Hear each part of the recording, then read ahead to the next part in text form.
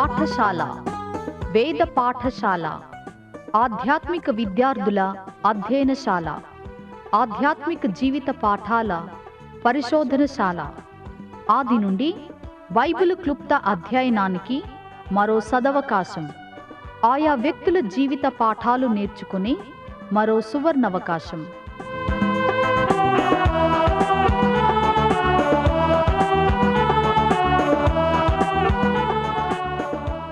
వినండి వేద పాఠశాల నూతన వర్తమానాలు.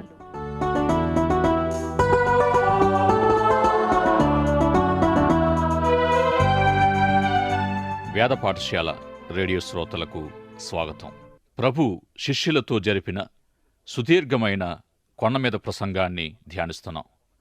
అన్య ప్రపంచాన్ని, అవిశ్వాసుల లోకాన్ని ప్రభావితం చేయగల క్రీస్తు వ్యక్తిత్వం, క్రైస్తవ గుణ లక్షణాల జాబితాను ధ్యానించి వీటికి సంబంధించిన 4 ఉపమానాలను ఉప్పు, వెలుగు, కొండమీదనున్న పట్టణము, ద్వీపస్తంభము, పైని దీపము అని వీటిని గూర్చి పరిశీలించనే ఉన్నాం. మీరు లోకమునకు ఉప్పై ఉన్నారు. ఉప్పు నిస్సారమైతే అది దేనివలన సారము పొందును? అది బయట పారవేయబడి మనుషుల చేత త్రొక్కబడుటకే గాని మరి దేనికిని పనికిరాదు. మీరు లోకమునకు వెలుగై ఉన్నారు. కొండమీద నుండు పట్టణము మరుగై ఉండనేరదు. మనుషులు దీపం వెలిగించి కుంచెము క్రింద పెట్టరు కాని అది ఇంట నుండి వారందరికీ వెలిగిచ్చుటకై దీపస్తంభం మీదనే పెట్టుదురు. మనుషులు మీ సత్క్రియలను చూచి పరలోకమందున్న మీ తండ్రిని మహిమపరచునట్లు వారి ఎదుట మీ వెలుగు ప్రకాశింపనీయుడి. మొదటి క్రైస్తవ సమావేశ నిర్వహణలోని ప్రభు యొక్క ఉద్దేశమేమిటంటే, ఈ లోకములోని మనిషి అవసరతలకు, సమస్యలకు, ప్రశ్నలకు క్రీస్తు పరిష్కారాన్ని, సమాధానాన్ని అందించడానికి తాను వ్యక్తిగతంగా పిలిచిన తన శిష్యులకు తర్ఫీదునిస్తూ వచ్చాడు. ప్రభు అక్కడ చేరిన జనసమూహాలను 2గా విభజించారు. మొదటి గుంపు సమస్యలకు, ప్రశ్నలకు, అవసరతలకు భాగస్థులై ఉన్నారు. రెండవ గుంపు సమస్యల పరిష్కారానికి, జవాబుకు భాగస్థులుగా చేయబడ్డారు. ఇక గత పాఠం యొక్క ముగింపులో మనం చూసినట్టుగా క్రైస్తవులుగా చేయబడడంలోని అవసరతను ప్రభు బోధించారు. ధన్యకరమైన 8 క్రైస్తవ గుణలక్షణాల ద్వారా మనిషి అవసరత పరిష్కరించబడుతుంది. ఉప్పు, వెలుగు, కొండమీద పట్టణము, దీపస్తంభము పైని దీపము అనే 4 రమ్యమైన అంశాల నుండి మన ముందుంచబడిన గొప్ప సవాలును తెలుసుకుందాం. క్లుప్తంగా చెప్పుకోవాలంటే యేసు ప్రభు కొండ పైభాగాన ఏమి చేస్తున్నారు? ఈ 4 అంశాల నుండి మన ఆత్మీయ జీవితాలకు అన్వయము దొరుకుతూ ఉంది.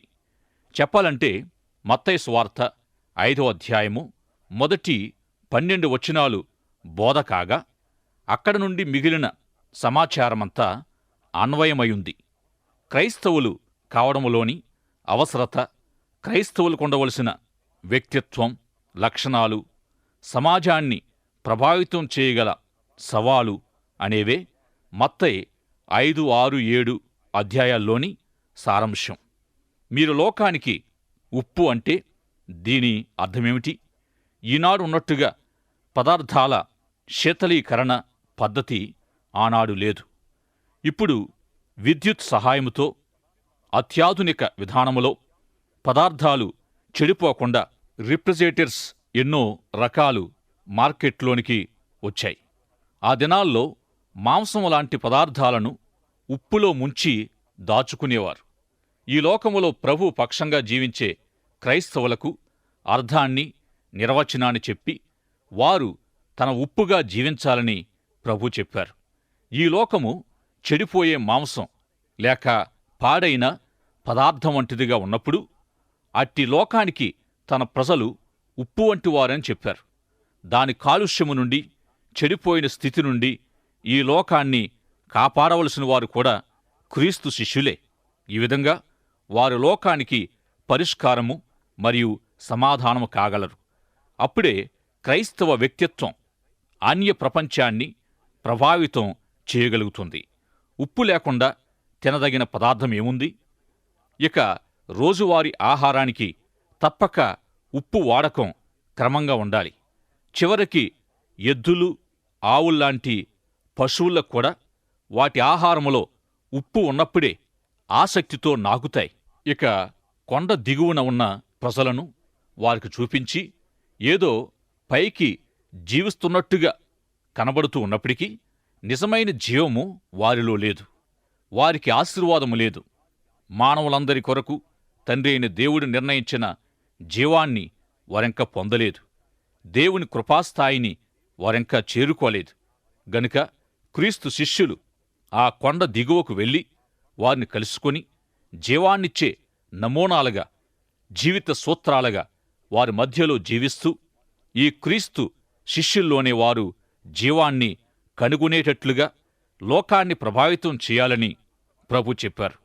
అనేక అంతస్తుల భవనాల్లో ఉంటూ వాతావరణ తీవ్రత అదుపు చేయబడే వెచ్చని లేక చల్లని భవనాల గదుల్లో సౌఖ్యంగా ఉంటూ ఉంటే కొండ దిగువన ఉండే సమస్యలు, పరిస్థితులు మనం చూడలేం, అర్థం చేసుకోలేం. దేవుడు మనకు అనుగ్రహించిన కృపాస్థాయిలో మాత్రమే ఇట్టి సేవ మనం చేయగలం. ఎందుకంటే ప్రభువే తప్ప ప్రభు శిష్యులమైన మనము మనంతట మనంగా ఏమీ చేయలేనప్పుడు దేవుని కృప మాత్రమే పనిచేస్తుంది. ఆత్మ విషయమైన దీనులు అంటే ఏమీ చేయలేనివారు అని అర్థముంది. పరిశుద్ధాత్మ దేవుని శక్తి మనలో ఈ 8 ధన్యతలను అమలు జరిపినప్పుడు ఫలితంగా ఈ లోకానికి ఉప్పై ఉంటాం. ఈ కఠినమైన అవిశ్వాసులైన శత్రు ప్రపంచములో పరిశుద్ధాత్మ దేవుని శక్తిలోనే క్రీస్తు ఉప్పుగా మనం జీవించగలం. ఈ అన్య లోకాన్ని ప్రభావితం చేయగల మరొక ఉపమానము, 2వ ఉపమానము, ఈ లోకానికి వెలుగై ఉండుట. మనుషులు దీపం వెలిగించి కొంచెం క్రిందనో మంచం క్రిందనో పెట్టక అందరికీ కనిపించే విధంగా ముఖ్యమైన చోటులో పెట్టినప్పుడు ఇల్లంతటినీ వెలిగిస్తుంది. ఈ విధంగా తాము అంధకారములో జీవిస్తున్నాము అని తెలియని లోకానికి క్రీస్తు శిష్యులు వెలుగును చూపినప్పుడే వెలుగైన క్రీస్తును లోకం తెలుసుకుంటుంది. జనసమూహాలను చూచినప్పుడు ప్రభువుకు వారు కాపరలేని గొర్రెల్లాగా కనిపించారు. తామున్న వాస్తవ స్థితిని కూడా తెలుసుకోలేని ఆ ప్రజా సమూహాలను చూచి ప్రభు కనికెరపడ్డారు. తన పరిచర్య చివరి సమయములో ప్రభు ప్రధాన యాజక పాత్రను లేక ప్రార్థనను తండ్రికి సమర్పించారు. యోహాను సువార్త 17వ అధ్యాయములో వ్రాయబడిన ఆ ప్రార్థనలో ఈ లోకము అనే మాట ప్రభు 17 సార్లు ఉపయోగించారు. ఈ లోకము కొరకైన గొప్ప భారాన్ని కూడా ప్రభు తన ప్రార్థనలో యోహాను సువార్త 17వ అధ్యాయములో వ్యక్తపరిచారు. మరొక ఆశ్చర్యం ఏమిటంటే ఈ లోకములో ఉండబోతున్న తన శిష్యుల కొరకు ప్రార్థిస్తూ వారికి సమస్తము అనుగ్రహిస్తున్నానని చెప్పారు.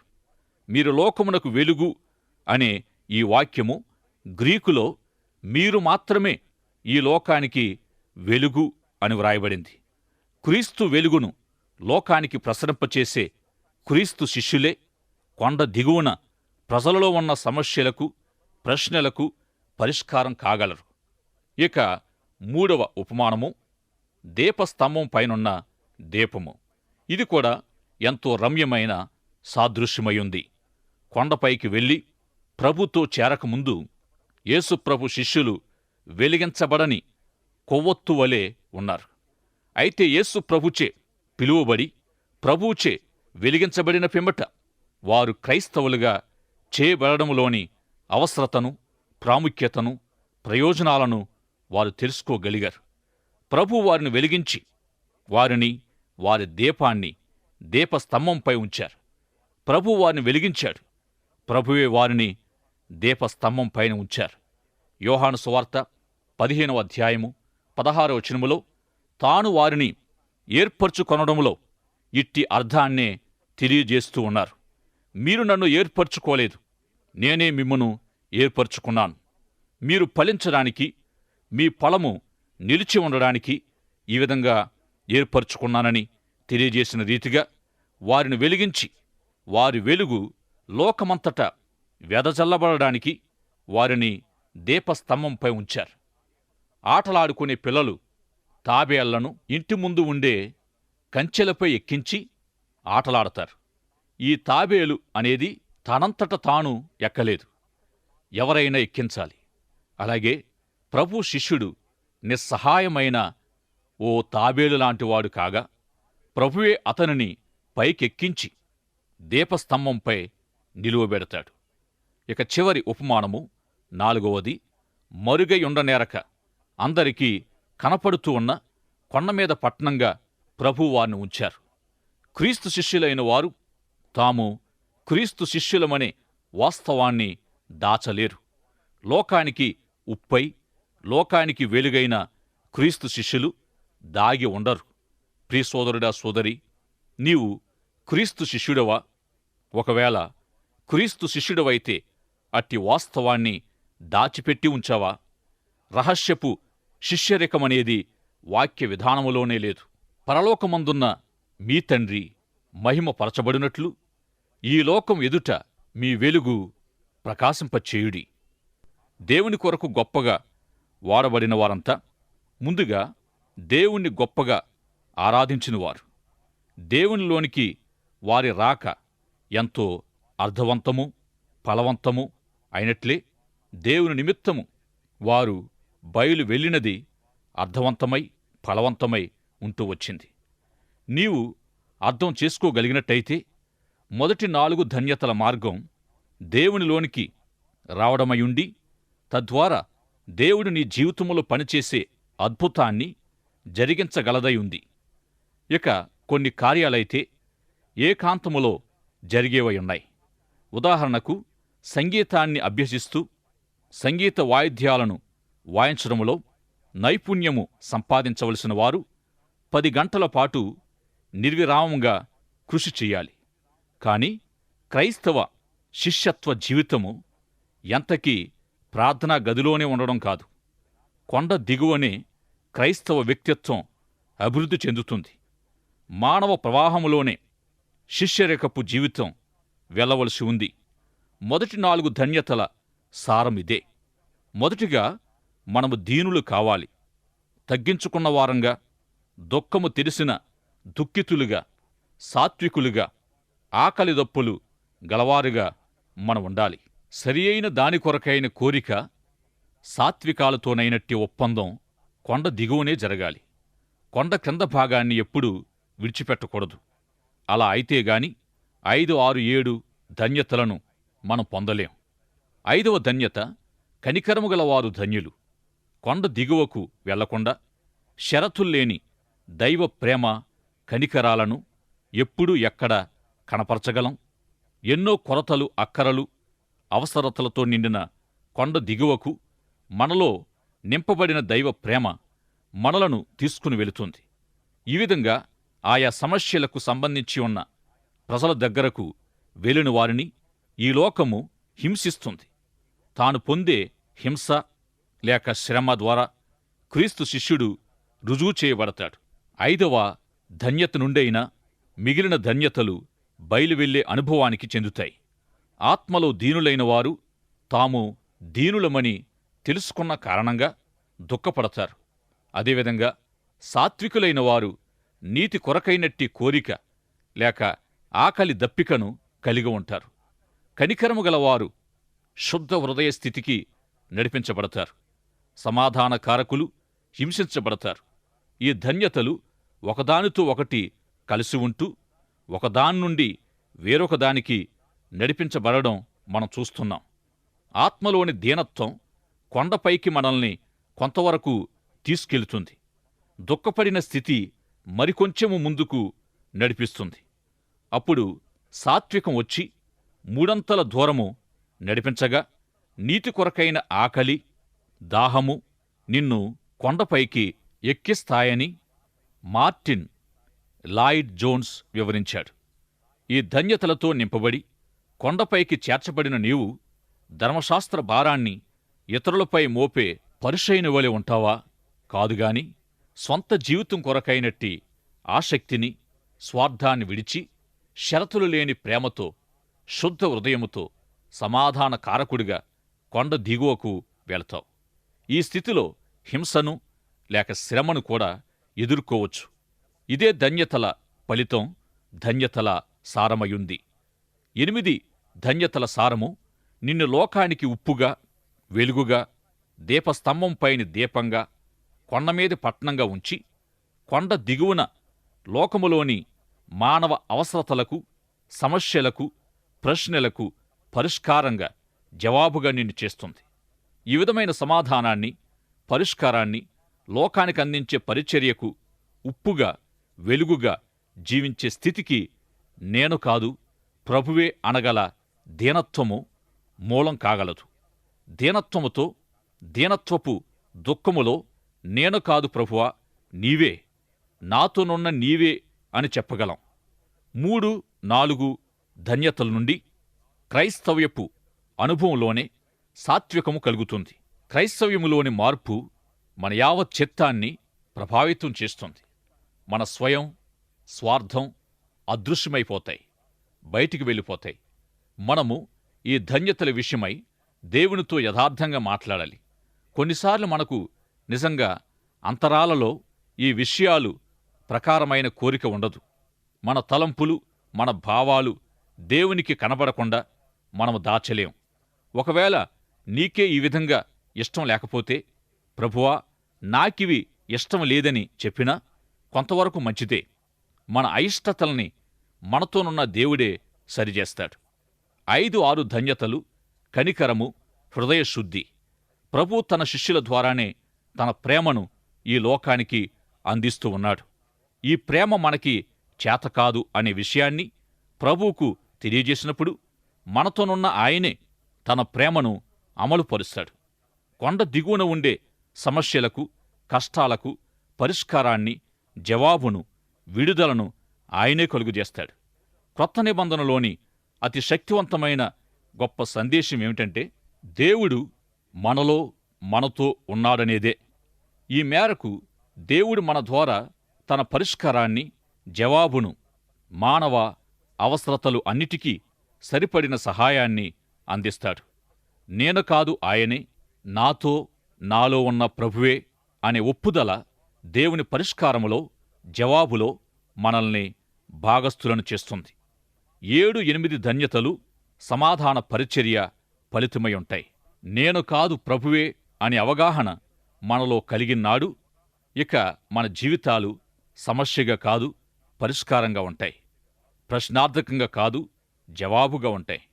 యేసు ప్రభు చిన్న గాడిదనెక్కి యెరూషలేము వీధుల గుండా ప్రయాణం చేశాడు. ఈ విధంగా ప్రభు మన జీవితాల నుండి ఇతరుల జీవితాల్లోనికి ప్రయాణం చేసినప్పుడు స్తోత్ర ఘనతలు మనకు చెందవు. పరిచర్యలు వైఫల్యం చెందడంలోని ఒకానొక కారణమేమిటంటే, మన పరిచర్యను బట్టి ప్రభువును గాక మనము మెప్పును, అభినందనలను అందుకోవడమే కారణం. నిజానికి మనము చిన్న గాడిదలం. మనకెందుకు మధ్యలో అభినందనలు? సంఖ్యాకాండములో దేవుడు ఒక గాడిదను వాడుకున్నాడు. అప్పుడు దేవుడు ఒక సందేశాన్ని కలిగి ఉన్నాడు. కాని అక్కడ ఆయనకు మనుషులెవరూ దొరకలేదు. ఆ గాడిదకే మాటనిచ్చాడు. అలాగే మత్తయి సువార్త 21వ అధ్యాయంలో కూడా ప్రభు ఒక గాడిదను తీసుకున్నాడు. అది ఆయనకు అందుబాటులో ఉంది. సాధారణమైన తలంపు ఏమిటంటే, దేవుడు గొప్పవారి ద్వారా గొప్ప పనులు చేస్తాడని మనం అనుకుంటాం. కాని సామాన్యుల ద్వారానే అసాధారణ విషయాలు జరిగించినట్లు క్రొత్త నిబంధన సంఘ చరిత్ర అంతటిలో మనం చూస్తాం. అందుబాటులో ఉన్న అతి సామాన్యుల ద్వారా అసాధారణమైన విషయాలు దేవుడు జరిగించాడు. మానవ అహం నేను చేయగలను, నేను అనే తలంపుకు మనిషిని నడిపిస్తుంది. నేను చేయగలను, నేను చేస్తాను అనేది మనిషి విధానం. ధన్యతలను మనం అర్థం చేసుకుంటే మనమేమై ఉన్నాము అనేది ముఖ్యం కాదుగాని దేవుడేమై ఉన్నాడనేది ముఖ్యం. మనము ఏమి చేయగలము అన్నది కాదు, దేవుడు ఏమి చేస్తాడో అదే ప్రాముఖ్యం. మనం ఏమి అనుకుంటున్నాము అనేది ముఖ్యం కాదు, దేవుడేమి కోరుతున్నాడో అనేదే ముఖ్యం. మరి మీరు ఈ లోకానికి ఉప్పుగా, వెలుగుగా చేయబడ్డారా? సమస్త మహిమ దేవునిదయుంది. ఎందుకంటే మనమేమి చేయలేదు, అంతా ఆయనే చేశాడు. నేటి దినాల ఒక గొప్ప భక్తుడు తనను అనేక ప్రశ్నలడిగి తన గొప్ప పరిచర్యకు రహస్యమేమిటని తెలుసుకోగోరిన వారితో ఇలాగే చెప్పాడు. ఇహపరాలకు పనికొచ్చేది అని మనము అనుకునేది ఉచిత రక్షణకు మూలమైన దేవుని కృప చవకబారు కృప కాదు. ప్రభు పరిష్కారానికి, జవాబుకు భాగస్వామ్యం వహిస్తూ చివరకు ప్రభు కొరకు మరణించడానికైనా మనము వెనుకాడము. క్రైస్తవ వ్యక్తిత్వము అంటే ఏమిటి అనే ప్రశ్నకు ధన్యతల నుండి సమాధానం పొందగలం. గనుక ఈ ధన్యతలను మీరింకా లోతుగా త్రవ్వి తెలుసుకోమని కోరుతూ ఉన్నాను. మత్తయి సువార్త 5, 6, 7 అధ్యాయాల సారాన్ని, ఉప్పు, వెలుగు, దీపము, పట్టణము, వీటి అర్థాలను లోతుగా ధ్యానించండి. ఈ సత్యాలు అవిశ్వాస ప్రపంచంపై, ఈ లోక నాగరికత, సంస్కృతులపై ఎట్టి ప్రభావాన్ని చూపగలవో తెలుసుకుంటాం. తాను ఏమై ఉన్నాడో, తానేమి చేయవలసి ఉన్నాడో, మరి ఏమీ కావలసి ఉన్నాడో అనే విషయాలు ఆదాము తెలుసుకోవాలని దేవుడు కోరినవాడై నీవెక్కడ అని ప్రశ్నించాడు. అదేవిధంగా ఈనాడు నిన్ను, నన్ను నీవెక్కడ, నీవేమిటి, సమస్యల్లోనా, లేక పరిష్కారంగానా, లేక ప్రశ్నార్థకంగానా అని యేసు ప్రభు ప్రశ్నిస్తూ ఉన్నాడు. క్రైస్తవుడిగా దేవుడు మనలను చేయడములో గల దేవుని ఉద్దేశాన్ని సంపూర్ణంగా తెలుసుకొని అనేకులకు ఆశీర్వాదకరంగా ఉండుటకు ప్రభు మీకు సహాయం చేయనుగాక. ప్రార్థన చేసుకుందాం. ప్రార్థన. పరలోకమందున మా తండ్రి, మీ వాక్యము ద్వారా మీరు మా అందరితో మాట్లాడినందుకు వందనాలు. మా శ్రోతలను మీరు క్రైస్తవులుగా చేయడములోని మీ ముఖ్యోద్దేశాన్ని, మీ శిష్యులుగా మీరు ఏర్పాటు చేసుకోవడములోని మీ చిత్తాన్ని ప్రతి ఒక్కరూ బాగుగా ఎరిగి ఈ అన్య లోకాన్ని మీ వాక్యముతో ప్రభావితం చేసేవారిగా చేయమని యేసు నామములో ప్రార్థిస్తున్నాము పరమతండ్రి. ఆమెన్. ప్రియ సోదరుడా, సోదరి, నీవు ఎటువంటి శిష్యుడిగా లేక క్రైస్తవుడిగా ఉన్నావు? నిజమైన శిష్యుడిగా, నిజమైన క్రైస్తవుడిగానా, లేక రహస్యమైన శిష్యుడిగానా? ఒక్కసారి నిన్ను నీవు పరిశీలించుకోవాల్సిందిగా కోరుతున్నాను. ప్రార్థన చేసుకుందాం. ప్రేమాస్వరూపుడువైన మా పరమతండ్రి, ఇంతవరకు 4 ఉపమానాల ద్వారా మాతో మాట్లాడినందుకు వందనాలు చెల్లిస్తున్నాం. మేము ఈ లోకానికి మీ ప్రియకుమారుడైన యేసుక్రీస్తును చూపించగలిగే కృప దయచేయమని, మా ఆత్మీయ జీవితాలు ఉప్పుగాను, వెలుగుగాను, దీపస్తంభముగా, కొండమీద పట్టణంగా ఉండడానికి, నిజమైన మీ శిష్యులముగా మేము జీవించడానికి, మిమ్మల్ని ప్రకటించడానికి, ఈ అన్య లోకాన్ని బ్రతికించడానికి, ఈ లోకానికి మీ పరిష్కారములో భాగస్థులుగా ఉండడానికి సహాయము చేయమని, అనేకులు మిమ్ములను మహిమపరచునట్లు అనేకుల ఎదుట మీ వెలుగును మేము ప్రకాశింపచేయుటకు మాకు మీ కృపను దయచేయమని యేసుక్రీస్తు వారి అతి ఉన్నతమైన శ్రేష్టమైన నామములో ప్రార్థిస్తున్నాము పరమతండ్రి. ఆమేన్. మీరింతవరకు వేద పాఠశాల తరగతుల్లో బైబిలు వ్యక్తుల జీవితాల నుండి కొన్ని పాఠాలు వింటూ ఉన్నారు. ఈ ఆధ్యాత్మిక పాఠాలు మీ వ్యక్తిగత, కుటుంబ జీవితాలకు ఎంతో సహాయపడగలవని భావిస్తున్నాము. మీరు పొందిన మేలులు మాకు వ్రాయండి. ఈ సందేశాలు మరింత సులభంగా అర్థం చేసుకోవడానికి సహాయకరంగా ఉండుటకు ఒక ఉచిత బైబిల్ గైడు మీకు పంపించగలం. మా చిరునామా: వేద పాఠశాల, రేడియో విశ్వవాణి, తపాలా సంచి 4, సికింద్రాబాద్ 500017. మా ఈమెయిల్ ఐడి telugu@radio882.com.